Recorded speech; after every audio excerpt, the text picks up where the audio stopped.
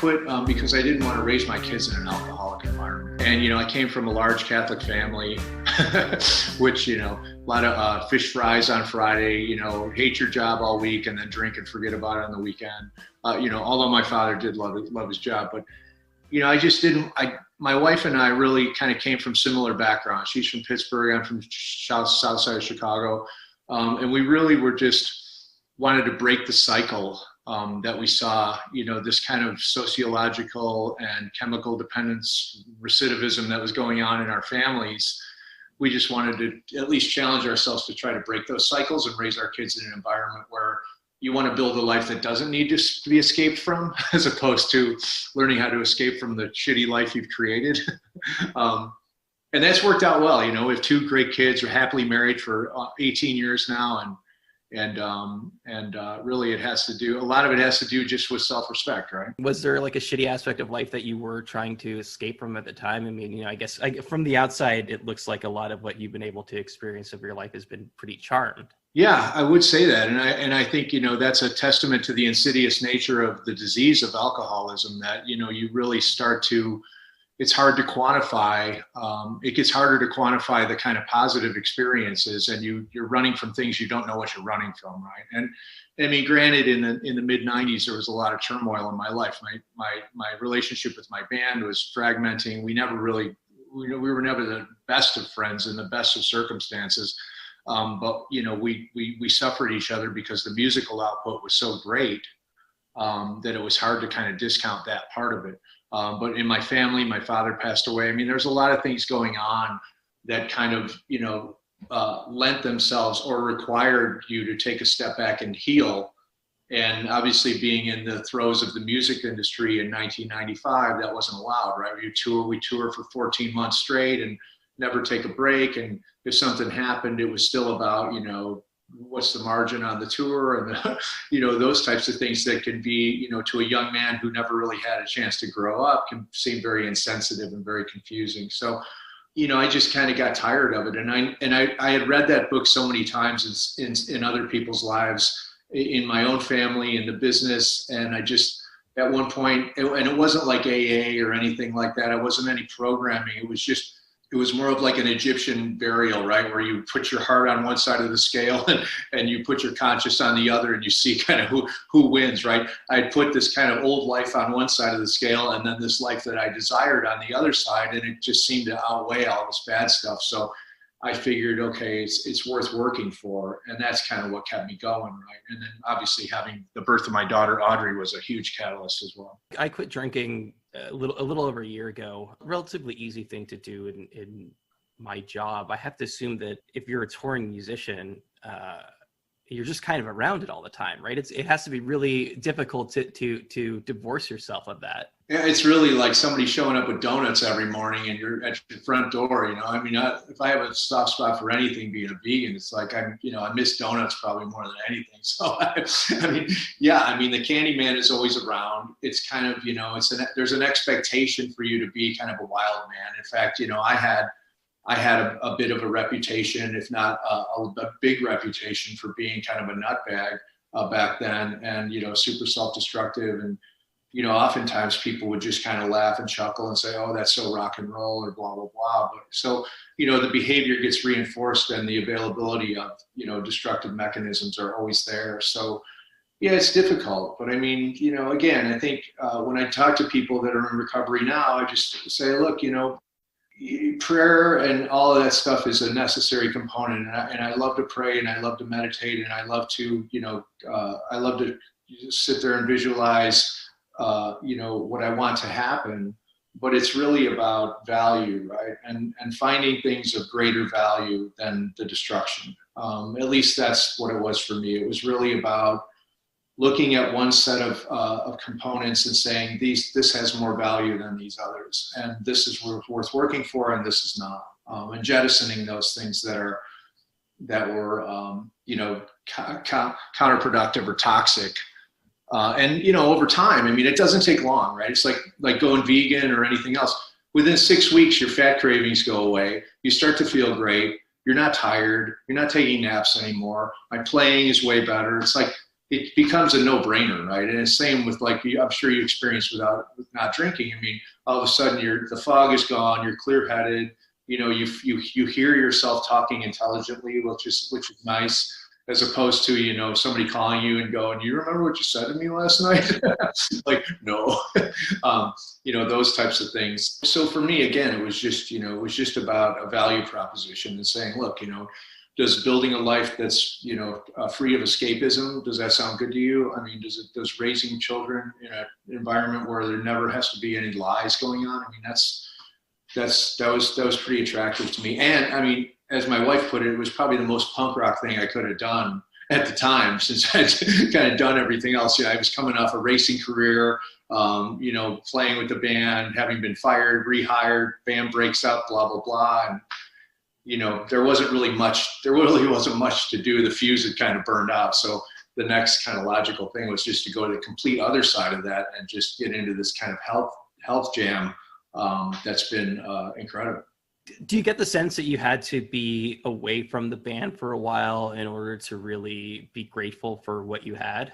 Oh yeah. I mean, I think that's the case with anything that you are immersed in, right? It's hard to be, at the best of times, in the best of circumstances, it's hard to raise yourself up 30,000 feet and look down at your world and say like, holy shit, I created all this stuff, or you know, this is the fruits of my labor. It's just hard when you're in it all the time and you're just like, next song, next tour, practice. You know, it's hard to be objective. But yeah, I mean, I think, you know, now with the band, the Pumpkins, in a 30-year arc, I mean, we can, you know, I talk to Billy all the time. We're always on Zoom calls. We're always working on music. We're working on a ton of music right now, which is super fun.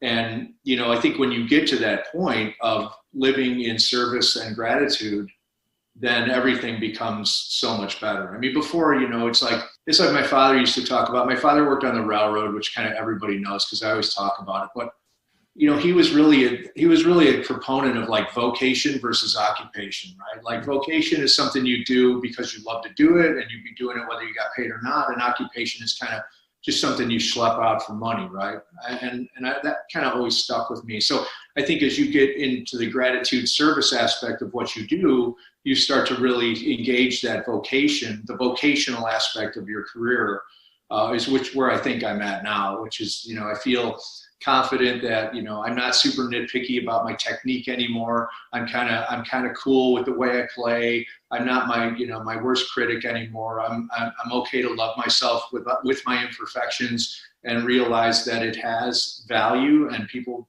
including myself, want to listen to it. You know, that wasn't the case in the 90s when we were all so self-critical and really trying to, you know, outguess the market, so to speak, or trying to be cooler than everybody else. You know, I mean, it was, you know, how taxing that can be. I mean, to be a young man, I mean, in your 30s in the music business is like everything is rooted in comparison, right? It's rooted in competition and comparison. And when you get into competition and comparison, the next logical step is judgment, right? And then you're living in judgment all the time. And that becomes very toxic, right? So now I've meditated enough to know that like comparison, competition leads to judgment. I try to stay away from those things now and try to really just root myself in service and gratitude, which, you know, is not an exact science. I mean, I'm still a very emotional person. I get pissed off, you know, my dogs, cats, whatever. I still have to deal with planet Earth, but at least from a musical standpoint, and my relationship with my instrument, pretty much predicated on gratitude now. I suspect that it's easy to take it for granted because with a few exceptions, that's kind of the only job you've had, right? I mean, you started drumming professionally at a really early age. This has just been your life since you were essentially a teenager. Yeah, 100%. I mean, with, you know, a couple hiatuses here and there to go and feed myself. But yeah, I mean, just for the most part, I've always been a musician, playing professionally or semi-professionally since I was 14, 15. You know, and that's the thing. I mean, when you get into that type of investment, there's a safety in that, knowing that like, you don't have to do anything else. I mean, I was a corporate CEO for 4 years because I loved that deal and I really wanted to learn that lane. But that to me was just another form of drumming. I mean, I didn't really see that as a different, I just saw that as learning a different instrument, right? And it really made musical sense to me in a very kind of complex way, but in a way that I understood. But yeah, I mean, people would always say, I guess not always, but sometimes people would say to me, like, what would you be doing if you weren't playing, the United Center tonight? And I was always, my stock answer was, I'd be playing some dump for free, because that's what I've always done. I mean, I didn't get into drumming for the economics, right? Or because I got into drumming because drumming was inside of me. It wasn't the other way around. Like, I'm going to learn to play the drums so I can go drive a Ferrari or make a bunch of money. It was like, this is something that I got to do, or else I'm going to self-destruct, right? Or self-implode or whatever. So like even today, I mean, I spent, all day yesterday working on my practice pad, and my kids are like, don't you fucking know how to do this yet, or what?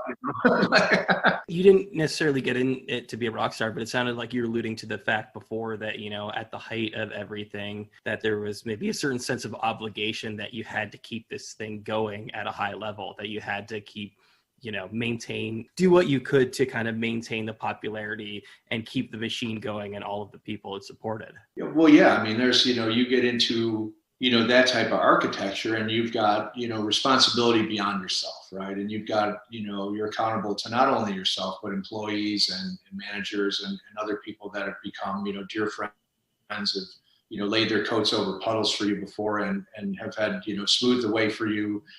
So,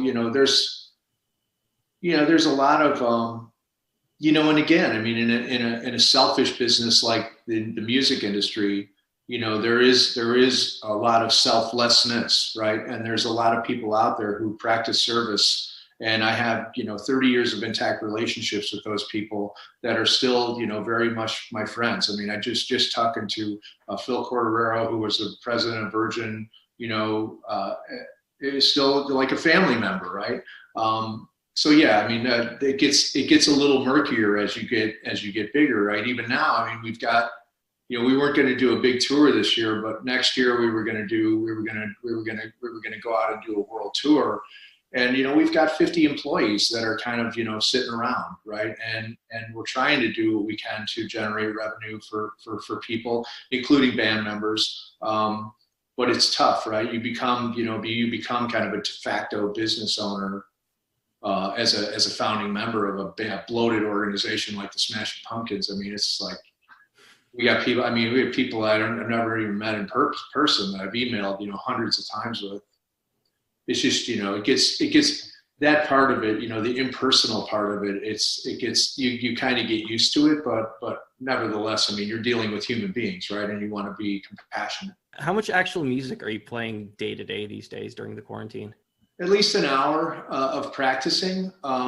It's kind of my church in the morning. I like to stay attached to my instrument. I'm always kind of switching drums around and tweaking stuff. And right now, I mean, I just finished drum arrangements on 12 songs that Billy had written after the last album came out. So, that was 10 days of solid work, probably 8, 10, 12 hours a day. Which I love. I mean, this doesn't seem like work to me. It just, when I look up at the clock and it's 10:30 and I'm like, shit, I've been down here since 9:30 in the morning. Like, hey, you know how that goes. It's like, you're in the mix, right? But there's other days where I go ride my motorcycle or go get on my mountain bike, or I've got a track membership and a Porsche that I like to keep my racing chops up too. So, I try to keep it, as diverse as I can, with the instrument being the kind of epicenter of it. I mean, I found over the years that really all of my relationships kind of hub out of my relationship with my instrument. So if I don't practice, or I feel like I'm kind of slacking off, then it really impacts my relationship with my wife, my kids, my animals, my house. So I try to police that pretty vigilantly, and try to stay on top of that relationship and make sure that because as I nurture that relationship, it becomes self-nurturing, right? And that's where I'm not the best at self-nurturing. I've always been kind of hard on myself, which is part of the reason that I still practice, and so you know, as you know, I mean, there's kind of flaws and character things about your character that may be, you know, that may be a little toxic in here and there, but they keep you honest, right? So there's a relationship with those things that in regard to keeping myself honest that I try to keep intact. What are you getting out of the act of practicing? I mean, is it as simple as just sort of getting some of that aggression out? Is it centering yourself? No, it's self-expression. It's really just about painting in real time, right? And when I say practicing, I mean, there's stuff that I'll go down and I'll work on because it's part of a song that I'm writing, or it's part of a thing that I'm playing, and I'll work on it till I get it, you know, to the point where I can record it. But when I say practicing, I'm just talking about going down and playing music, right? Just going and off the top of my head, just composing in real time and painting, you know, the picture of the day. And that for me is really just, that's the most important part of it. I mean, the technique and all that stuff is just, they're just learning brushstrokes, right? And the only reason for me to practice technique is to get kind of what's in here in my heart out onto the canvas of the drum set. So that's, you know, when I find a blockage from here to manifestation, that's when the technical practice comes in. Like, I still got a teacher. I got this teacher, Steve Lyman, who comes to my house 4 times a year and gives me like a year's worth of stuff to work on. He's a jazz master drummer. He studied with John Riley, Ari Honig. He studied with some of my favorite drummers. And while I was out playing, because I never had time to go to school, he was going to the new school in New York and studying with all these masters. So now that I've got some time, he comes to my house and just, we work for 3 days together, and he gives me a lot of stuff to work on as far as like jazz independence, those types of things. So that part of the journey is super fun for me. I love the fact that I've been playing for, I've been playing for 46 years, right? And I'm still like, I still suck at so many things. That's what's pretty cool about the drum set. Is like, it's not like other stuff where it's never over, right? So I feel like, from a mental standpoint, from a physical standpoint, from a cognitive standpoint, there's always things to really just keep me alive, keep the blood flowing, keep the brain flowing, always doing kind of these Tetris, you know, type of puzzles with coordination. And but yeah, I mean, it's really, I guess the way to do it right, or the key to the whole operation is just living in present time, right? The less I'm thinking about the past, or the more I'm projecting into the future, the more kind of murky the relationship gets. If I'm just okay with going downstairs and creating in real time, in present time, and being grateful in that moment, then the other stuff kind of sorts itself out. But when I get into this kind of like, oh, I want to be this guy in 6 weeks, or I want to be this girl in 8 weeks, like that stuff for me just kind of ruins it. A lot of people describe things as being meditative or like meditation, whether it's playing an instrument or making your art or anything else. But as somebody who actually does practice meditation and somebody who does yoga, does the act of practicing your instrument and, you know, doing something like meditation, do they fill similar necessities? Yeah. They can. I mean, it depends on kind of where I plant myself on the horizon with my instrument. You know, if I get into some type of Fela type groove and I'm just churning it, right? And I'm just Tony Allen for 20 minutes. I mean, that's you come out of that like you just slept for 8 hours, right? I mean, there's pumpkin songs like United States, or songs like that we really listened to a lot of Fela, right? And really tried to get into kind of what Tony was doing. And if you're familiar with Fela's music, you'll know that it's very modal, right? And it's just kind of do do do do do do do do do do do do do do for 10 minutes, right? Just the same song, and then the variables come from the harmony, the horn parts, the vocal line, the melody over the top, right? But underneath, the foundation of that stuff is meditation. What gets people into that zone? Even my kids, when I put it on, they come downstairs, they'll start talking to me, and then they're like, they kind of look at the stereo, and they sit down, and next thing you know, it's been 15 minutes, right? You know, that type of stuff is very meditative. Other stuff where, you know, you're you're playing some stuff that's more demonstrative, not so much. But even like driving my race car, right? I go to the track and I drive, and I raced semi-pro for 2 years, so I'm a pretty decent driver. But when you're driving a race car on the edge, you know, on a racetrack, there's really nothing else to think about other than driving that race car. So you're into this single-minded relationship where you're trying to go faster and faster and more efficiently around the track every time without dying, of course. But you're not really thinking like, did I leave the gas on or did I leave the water running? You're thinking like, I don't want to die in this corner, so I got to hit the brakes now. You know, it's that stuff for me is very meditative as well. So that's, you know, I think that's been the attraction, either riding a motorcycle, driving a race car. I just took a mountain climbing class, a rock climbing class out in Colorado. I was doing a lot of rock climbing, which I'd never done before, and just totally fell in love with the sport for the same exact reason that I like drumming, is that, okay, the goal here is not to fall off the mountain, right? Not to think about like, did I bring a peanut butter and jelly sandwich with me or not? Because then you're like, oh. Do you feel like there might be something like semi, or at least, you know, approaching self-destructiveness and the desire to do all these kind of high adrenaline and potentially extremely dangerous things? Yeah, maybe. I mean, I don't see it that way. You know, I got to tell you though, you know, when you look at race car driving, people think, oh my God, you got to be a nut, right? But honestly, like when you're racing in Florida, like at Sebring or Daytona, the most dangerous part of your day is not on the racetrack driving with a bunch of professional drivers. It's driving from the track to the hotel, right? Because then you get on the road and you're like, oh my God, these people are not professional drivers. This is really, really dangerous.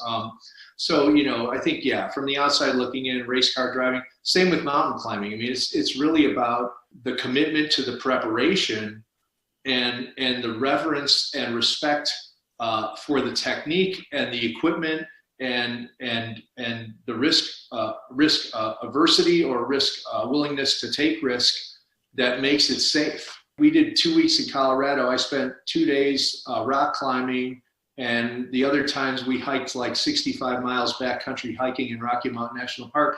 And I mean, I lost a toenail hiking. I like twisted my ankle. I mean, there was way more stuff going on just in the general walking through rocks than there ever was. Like, I mean, I fell a few times climbing, but I had pitons in, so I didn't fall very far. But yeah, and same with the race car. I mean, once you master the techniques of car control, you know, it's not that inherently dangerous. I mean, obviously, yeah, you can crash and burn and burst into flames, whatever, but you can do that playing the drums too, as I've proved a few times. But yeah, I don't know. I just think for me, like the idea of pushing the envelope or challenging yourself to do things that are out of your comfort zone is kind of my own. It's kind of my life version of like the oblique strategy, right? Like Brian Eno, like I just apply it to my whole life. Is that where being a CEO of a tech company comes in? It's just you trying to get out of your comfort zone? Yeah, I think so. I think really that's where the learning happens, right? I mean, I think the learning and the wisdom, it grows on the peripheral of, you know, your day to day.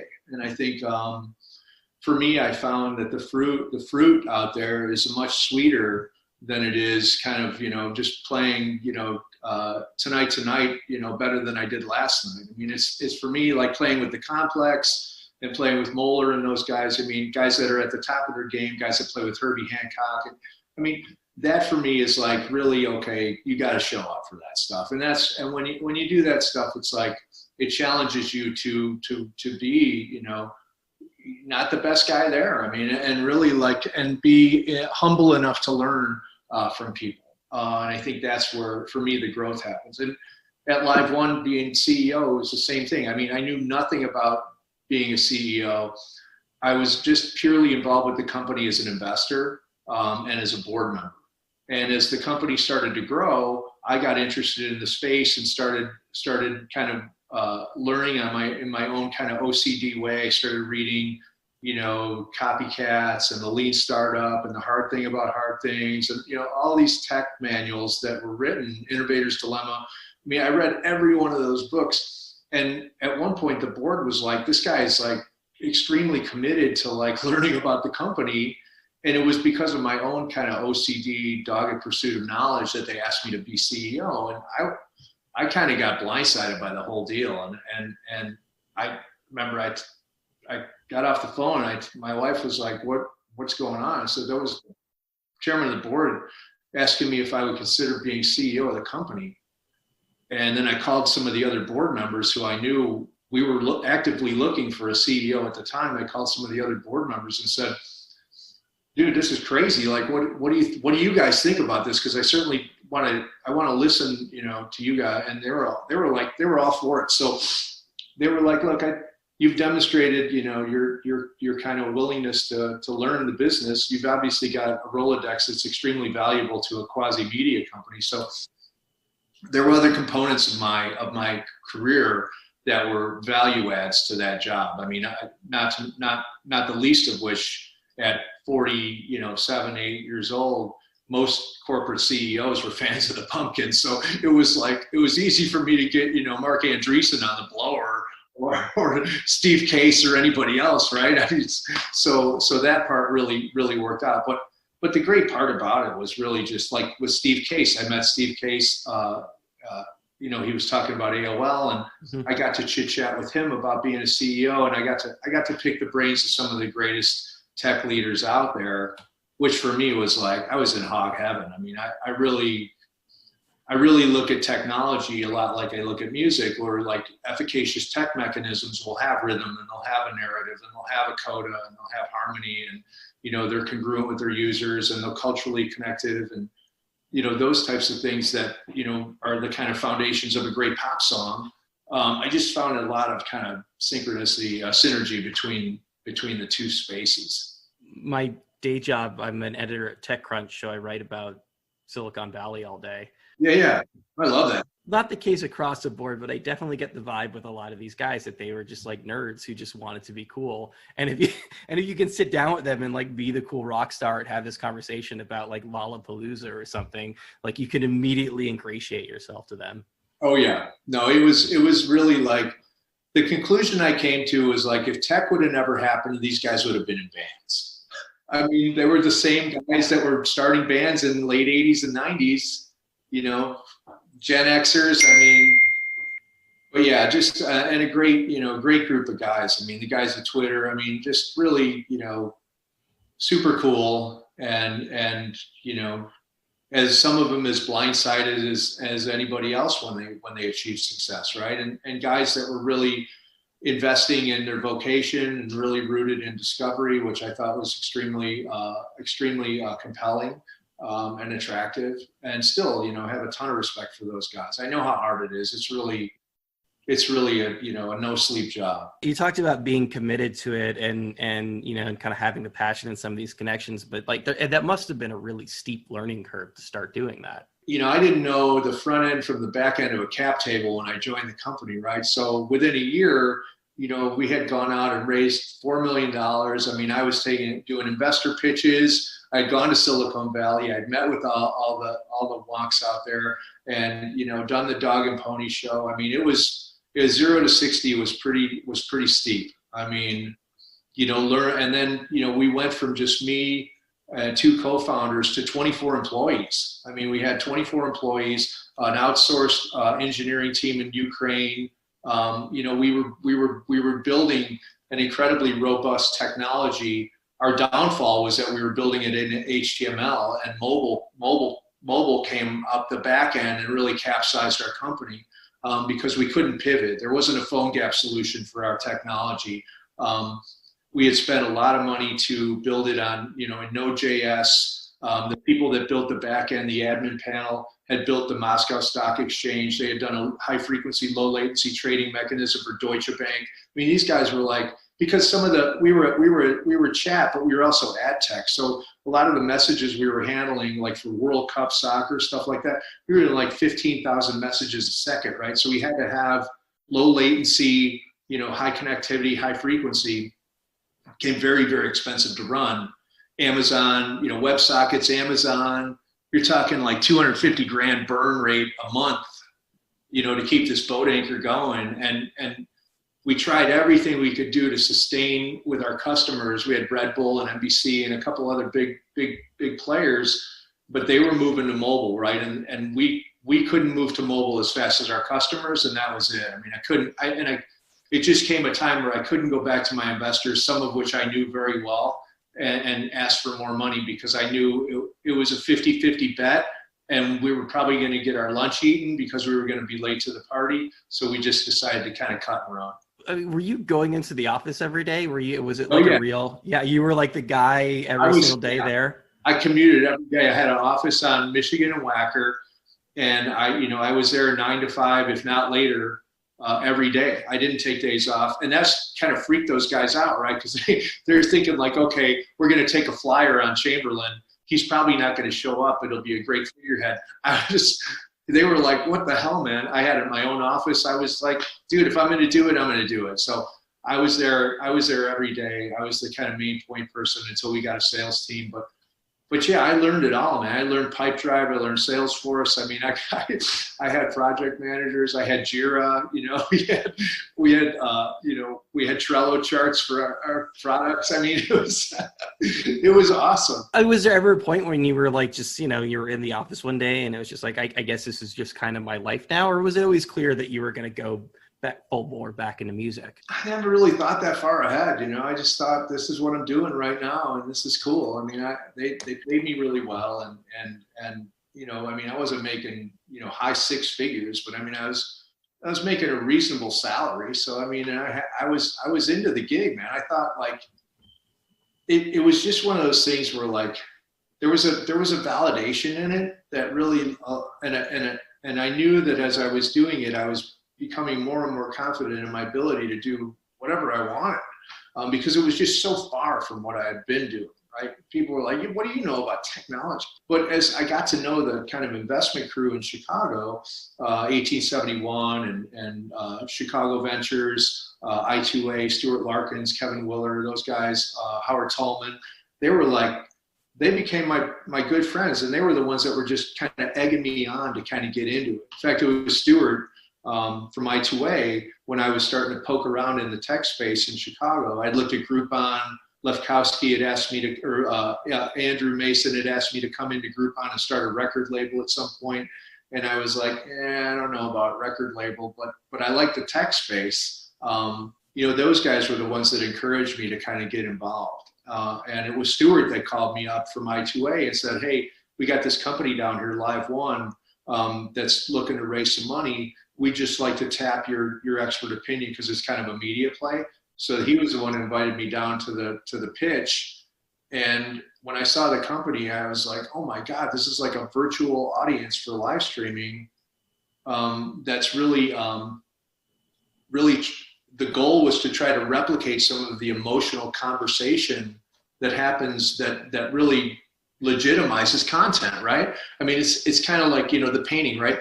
It's just a painting until somebody says something about it, and then it kind of qualifies it, right? So it was kind of the same theory with crowd surfing. But yeah, I just got the bug and jumped in with both feet, and I'm still very much involved. I have my consultancy, and I consult with a lot of companies. I'm still an active investor. It's funny to be talking to you about this over Zoom. It sounds like you were trying to crack the code the same way that a lot of people were about this kind of this virtual engagement. And it's still, this is okay. As I said before, we're doing video, so it's kind of like, we can have some semblance of the conversation and I'll just use the audio. But it feels like even in 2020, no one's really cracked the code of having that personal experience.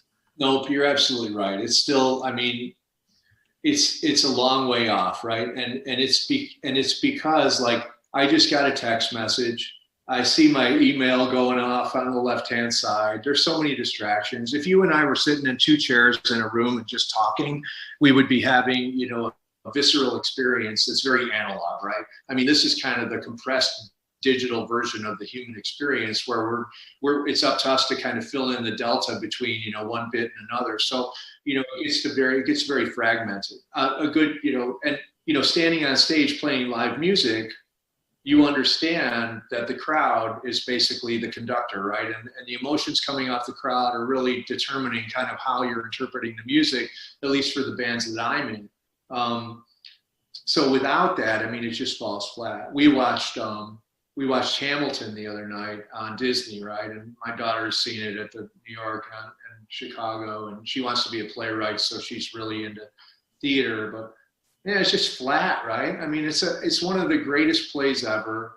I love Lin-Manuel. I love those people, and they're incredible actors. But without being there, hearing the foot stomps on the stage, hearing the people behind you rustling, it's like you just lose the personification of it, right? It just becomes, again, more of a soundtrack to doing something else as opposed to what you're doing. And that's like my daughter is a record player, and she's got, from the time she was 5, we used to take her down and she would pick out 5 records to play on her. So she's got like, she would just look at the covers, right? So she's 5, she's listening to like Curtis Mayfield. There are worse things to be listening to at 5. It's good stuff. Earth, Wind and Fire and Crosby, Stills, Nash. But even today, when she drops the needle on a vinyl record, she sits there for 20 minutes and stares at the record cover. But when she's listening to, One Republic or whatever the hell she's listening to on her earbuds, it becomes a kind of digital soundtrack for everything else she's doing. Clean her fish tank or whatever she's doing, eating a sandwich. And that's kind of how this is, right? It becomes the kind of digital soundtrack for the analog part of your life. I'm in my apartment right now, so I'm like, immersed in my life, and I'm trying to have this conversation with somebody else right now and just trying to kind of be focused on the present moment. And it's very difficult to do that through a computer with, as you said, like your notifications going off in the background. Yeah, and some people are good at it. I think the younger they are, the better. I mean, my kids are doing classes via Zoom, and my daughter, who's she's in some D&D club online already, and she's in some other club and some writers workshops and stuff. So she lives in that world. So for her, the delta isn't that big. I mean, she's not as rooted in human connection as we are.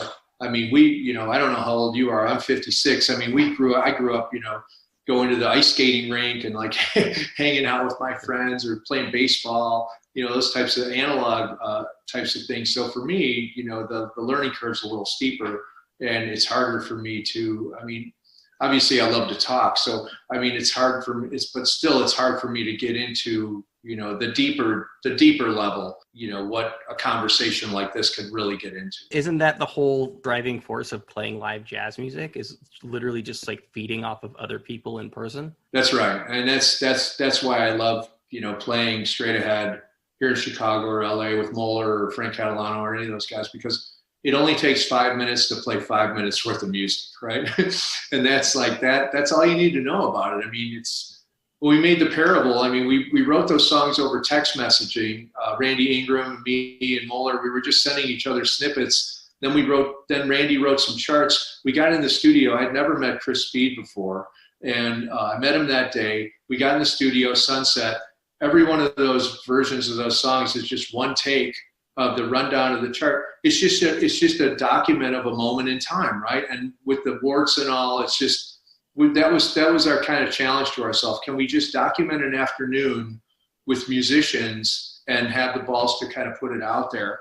And through that exercise, it really gave me the confidence and the idea that this kind of that the human experience is oftentimes rooted in imperfection, right? And not everything needs to be quantized and fixed, right?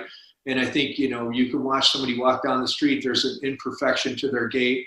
I mean, the way people are day to day, I mean, it's rooted in an inconsistency that gives us identity, right? Or it adds to our character, or it creates some type of persona. I think when you're dealing with self-expression, if you lose sight of that stuff, you're doing yourself and your listeners a disservice, right? Because they want to hear, maybe you listen to Kind of Blue on a great stereo, and you hear like Miles walking away from the microphone or sniffling or, Cannonball Adderley blowing spit out of his alto sax. I mean, there's things that are going on in that room that are outside of the music that really make you feel like you're experiencing something that's real. I think that's what's missing in this stuff, in the digital. You're missing those droplets of water that condense around a real human experience. I was reading an interview when you were talking about putting together one of the jazz records, and you said coming to it with a certain number of ideas, or in this specific instance, when you're talking about sending text messages back together, what does an idea mean in that contexts, you know, like what are the ideas that you're bringing to the table that are then manifesting themselves into songs? Yeah, so just basically the way we write is just in motifs, right? So we'll write a few motifs and we'll play them as a vamp, or we'll send a drum beat back to that, or here's how I would approach this, and then the ones that we enjoy listening to, you know, we'll write a B part too. So the composition kind of starts with the A part motif. Here's a possible melody line. Do we all like this? Okay, if we like it, let's try to arrange it a little bit further. Let's write an A part, let's write a B part, let's write a C part, maybe a bridge, those types of things. So it just kind of evolves from that. And it's the same with this last complex record we did, Honor. You know, we just got in and everybody brought 5 ideas to the table, and those happen to be the best 5 ideas of the day. And then we work on it for an hour and then just record them. You know, that to me is really kind of the most, that's where all the practicing really pays off, right? When you can paint on a canvas in real time with guys at that level, it becomes extremely rewarding, and extremely spiritual experience, because, you know, to be in a room, you know, with those types of musical academics and being able to finish and start each other's sentences, it creates a bond that's really kind of otherworldly, right? And I've had those experiences in New York, like playing the Iridium with Frank Catalano, where I didn't know anybody in the band, and I show up and it's like Theo Hill on piano. It's just a great, you know, Play with Mingus, big band. John Benitez on bass is like masters, right? And then you're like, holy shit. And you're playing like the Iridium or some crazy jazz club. And I'm just some rock guy from Chicago, you know, trying to hang with these dudes. And what you realize is like, they're there for you too, man. They're like, it's not about like this comparison or competition. It's about like, what are we going to bring tonight? You know, what are we doing tonight? Let's use what we got and bring what we can, which is super fun. It's interesting to hear you describe yourself as a rock guy, because, you know, it seems to me, you know, if I'm listening to you talk about the early days of starting, you know, playing music with the Smashing Pumpkins, that you were kind of like a jazz fusion guy who was bringing that into the rock world. Was that ultimately a strength that you were kind of steeped in this different kind of music, that you had a different vocabulary? Oh yeah. That was my ace in the hole. I mean, you know, Corgan loved that stuff. I mean, he was really like, he was a closet Mahavishnu fan. So he was like, you know, he had the turtleneck and the medallion, but at home he was listening to Yngwie and Mahavishnu. So he's like, him and I like really hit it off on the prog rock standpoint. You know, when I first joined the band, they were really into this kind of, you know, jangle pop, REM type stuff. And I was like, okay, this is probably going to last like a week. They literally had a drum machine before and after you. Yeah, right.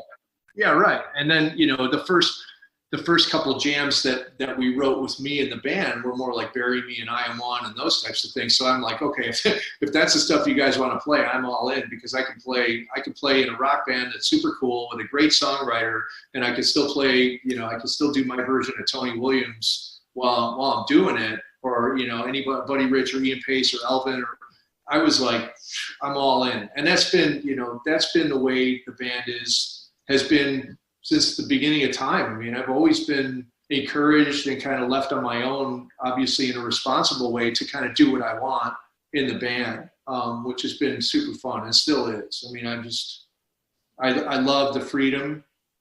I love the ownership that I'm given in the band to just do what I want. And I love the fact that I have a partner who understands my ability and writes to challenge it, you know, oftentimes. When the Pumpkins finish a record, is there always an understanding that there's going to be another one? No, there's never. I mean, no, there's usually an understanding that there's not going to be any more. It always feels like the last one.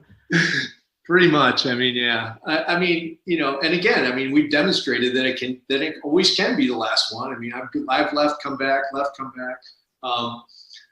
You know, I think for Billy and I, you know, I think we'll always do stuff. I mean, it's not, whether we call it Pumpkins or not, it's just what we do, man.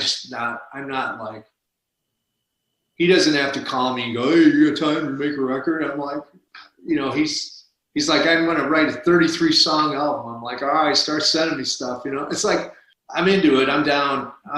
It's what I do. You know, it's part of my thing. And I think, you know, it's something that I have a lot of fun with, and really, with the amount of wisdom that we've been able to garner over the years, we can really bring a lot to the table in a musical environment now. And you know, our conversations are as fun as the music, and you know, finding an audio foundation, like on the record we just released with Sear on it. You know, when we talked about the drums early on, we wanted to modernize the sound, and that included like me playing and using old Simmons and drum machine pads to replace the drum sound, which was super fun. Playing very simply, challenging ourselves not to play syncopated rock, and try to write in that kind of very straightforward pop context. Again, you know, kind of our own version of the oblique strategies thing, like don't do anything you've ever done before. You know, when we talked about tones and stuff, you know, him and I, we've listened to so much music together. You know, we were talking like early King Crimson and Bill Bruford, yes, like 1970, that snare drum sound. So like to get into somebody, and you know, Billy worked at a music store, at a record store for the first 4 years of the band. So we had access to the craziest shit. I mean, I would just go hang at the record store, and he would play me stuff like, listen to this, listen to this, listen to this, that you would never have access to, because records were expensive back then. Nobody had a record collection like that, because it would have cost tens of thousands of dollars. But you know, that's where it's fun when we can sit and talk about, like, you know, Gary Wright Dreamweaver, like that keyboard sound, just something, you know, so way out that only him and I would be, you know, talking about this shit. I mean, and we've been in the room so many times where we've been having these conversations. We just look around and everybody else is just kind of scratching their head. But we, through that constant evolution of listening, like he's always listening to new stuff. He's always buying new records. I'm always listening to new stuff. Hey, have you heard this? Have you heard this? Check this out. You know, there's a real joy in the exploration of kind of not just playing this stuff, but like, what do you want it to be? Because it can be anything, right? And right now, I mean, records have probably meant the least and meant the most of any time in our career, right? A record is either not going to change our live architecture at all, or it's going to blow the lid off of it, right? So there's nothing really in the middle. So you don't get anything from like a rehash, right? You just want to be as out and avant-garde, obviously, again, in a responsible way to the kind of brand, to use a bad word, but to the brand of the band. You want to stay on brand, but you still want to challenge yourself to be fucking out there, because that's what we do.